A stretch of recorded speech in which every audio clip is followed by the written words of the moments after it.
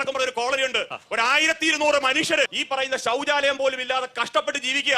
25 വർഷമായിട്ട് ഇവിടുത്തെ ഈ നിലവിലെ മേയർ ഹനി ബെഞ്ചമിൻ വാഗ്ദാനം കൊടുത്തോണ്ടിരിക്കുക.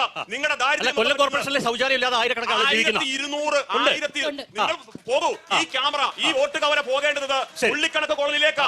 ഇനി രണ്ടാമത്തെ കാര്യം അതെന്തുകൊണ്ടായിരിക്കും? ഇപ്പൊ നോക്കൂ, ഈ കേന്ദ്ര സർക്കാരിന്റെ തന്നെ പ്രധാനപ്പെട്ട കാര്യമാണ് ഈ ശൗചാലയം അടക്കമുള്ള കാര്യം. അപ്പൊ പിന്നെ അങ്ങനെയാണെങ്കിലും വരണ്ടേ? നരേന്ദ്രമോദിക്ക് നേരിട്ട് വന്നിട്ട് കക്കൂസ് പണിയെ പറ്റുമോ?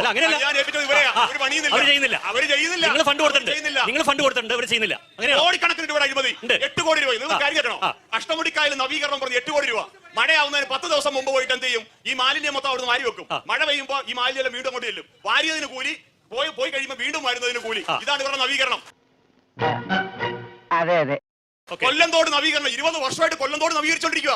ഇതുവരെ നവീകരണം കഴിഞ്ഞില്ല. ആകെ ചെയ്യുന്നത് ടൗൺ ഹാൾ കൂടെ ഇപ്പൊ നവീകരിക്കും. ആ നവീകരണം കഴിഞ്ഞ തൊട്ട് പറയലെ നിലവിലെ മേയറുടെ മകളുടെ കല്യാണവും നടക്കും.